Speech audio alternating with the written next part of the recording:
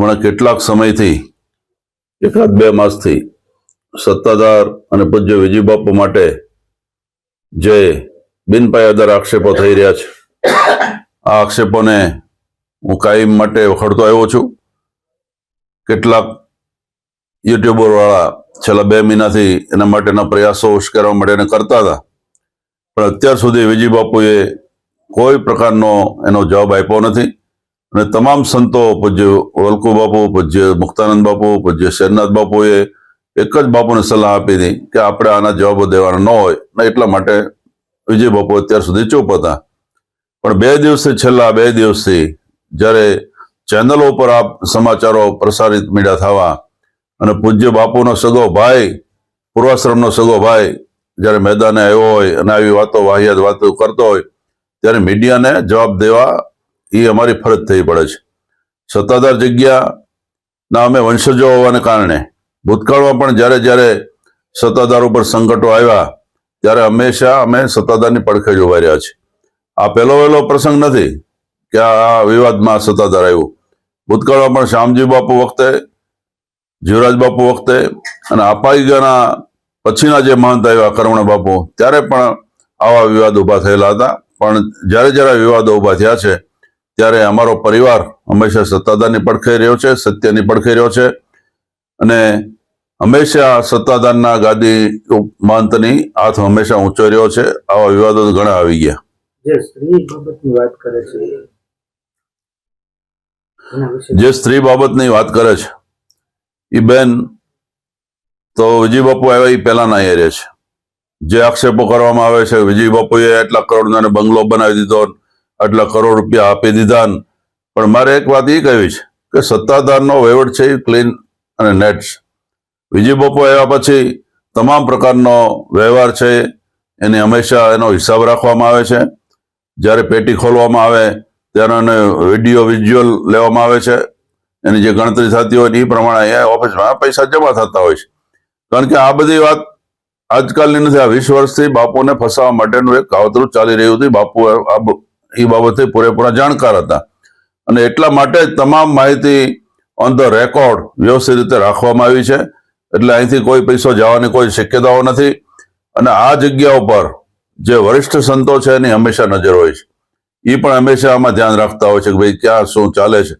અને એ સંતોની હંમેશા જે નવું કામ કરવામાં આવે ત્યારે એની સહમતિ પણ લેવામાં આવતી હોય છે, ત્યારે એના પ્રોજેક્ટો પણ રજૂ કરવામાં આવતા હોય છે. ભાઈ અમે નવું કામ કરવા માંગીએ છીએ તો એની સહમતિ પછી જ આ બધા કામો થતા હોય છે. એટલે પૈસાની જરૂર. પણ કેટલાક સમયથી એકાદ 2 માસથી સત્તાધાર અને પૂજ્ય વિજય બાપુ માટે જે બિનપાયાદાર આક્ષેપો થઈ રહ્યા છે, આ આક્ષેપોને હું કાયમ માટે વખોડતો આવ્યો છું. કેટલાક યુટ્યુબર વાળા છેલ્લા 2 મહિનાથી એના માટેના પ્રયાસો ઉશ્કેરવા માટે કરતા હતા, પણ અત્યાર સુધી વિજય બાપુએ કોઈ પ્રકારનો એનો જવાબ આપ્યો નથી. અને તમામ સંતો, પૂજ્ય વલ્કુ બાપુ, પૂજ્ય મુક્તાનંદ બાપુ, પૂજ્ય શેરનાથ બાપુએ એક જ બાપુને સલાહ આપી હતી કે આપણે આના જવાબો દેવાના ન હોય ને, એટલા માટે વિજય બાપુ અત્યાર સુધી ચૂપ હતા. પણ 2 દિવસથી, છેલ્લા 2 દિવસથી જ્યારે ચેનલો ઉપર આ સમાચારો પ્રસારિત મીડિયા થવા અને પૂજ્ય બાપુનો સગો ભાઈ, પૂર્વાશ્રમનો સગો ભાઈ જ્યારે મેદાને આવ્યો હોય અને આવી વાતો, વાહિયાત વાતો કરતો હોય, ત્યારે મીડિયાને જવાબ દેવા એ અમારી ફરજ થઈ પડે છે.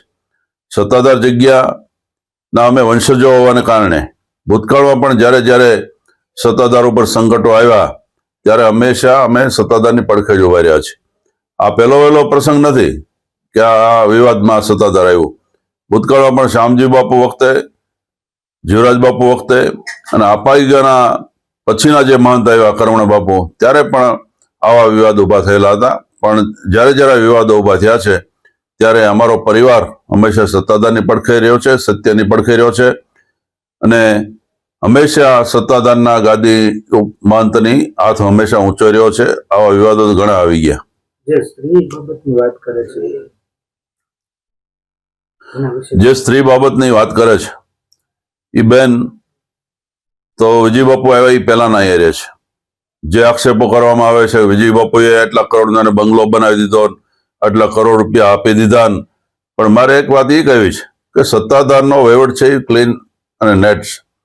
વિજય બાપુ આવ્યા પછી તમામ પ્રકારનો વ્યવહાર છે એની હંમેશા એનો હિસાબ રાખવામાં આવે છે.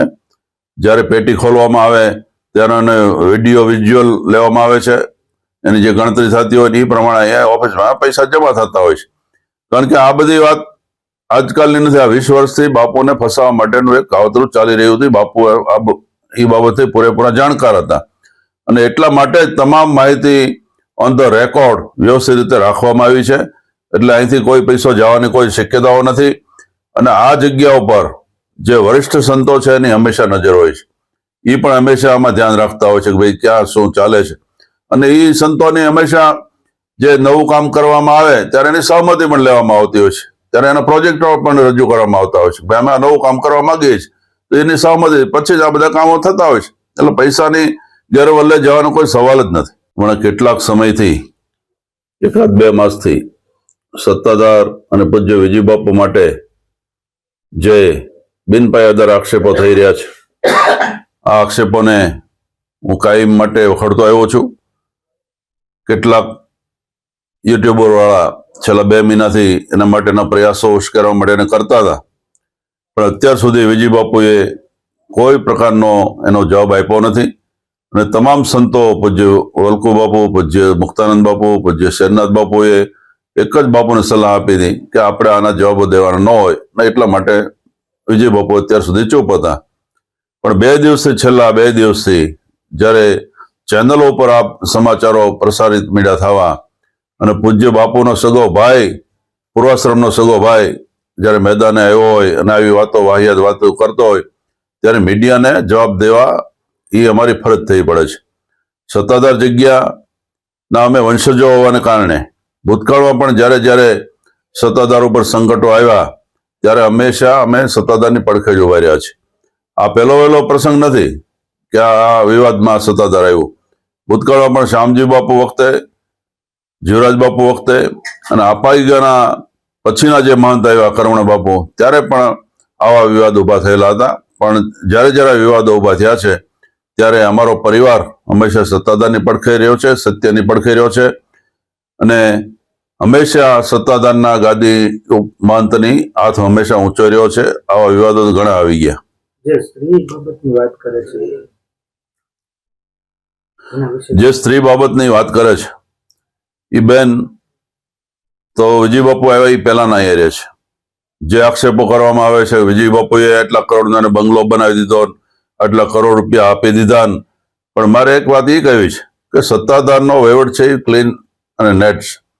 વિજય બાપુ આવ્યા પછી તમામ પ્રકારનો વ્યવહાર છે એની હંમેશા એનો હિસાબ રાખવામાં આવે છે. જ્યારે પેટી ખોલવામાં આવે ત્યારે એને વિડીયો વિઝ્યુઅલ લેવામાં આવે છે. એની જે ગણતરી થતી હોય એ પ્રમાણે અહીંયા ઓફિસમાં પૈસા જમા થતા હોય છે. કારણ કે આ બધી વાત આજકાલની નથી. આ 20 વર્ષથી બાપુને ફસાવવા માટેનું એક કાવતરું ચાલી રહ્યું હતું. બાપુ એ બાબતે પૂરેપૂરા જાણકાર હતા અને એટલા માટે જ તમામ માહિતી ઓન ધ રેકોર્ડ વ્યવસ્થિત રીતે રાખવામાં આવી છે. એટલે અહીંથી કોઈ પૈસો જવાની કોઈ શક્યતાઓ નથી. અને આ જગ્યા ઉપર જે વરિષ્ઠ સંતો છે એની હંમેશા નજર હોય છે. એ પણ હંમેશા આમાં ધ્યાન રાખતા હોય છે કે ભાઈ ક્યાં શું ચાલે છે. અને એ સંતોની હંમેશા જે નવું કામ કરવામાં આવે ત્યારે એની સહમતિ પણ લેવામાં આવતી હોય છે. ત્યારે એના પ્રોજેક્ટો પણ રજૂ કરવામાં આવતા હોય છે. ભાઈ અમે આ નવું કામ કરવા માંગીએ છીએ તો એની સહમતિ પછી જ આ બધા કામો થતા હોય છે. એટલે પૈસાની ગેરવલ્લે જવાનો કોઈ સવાલ જ નથી.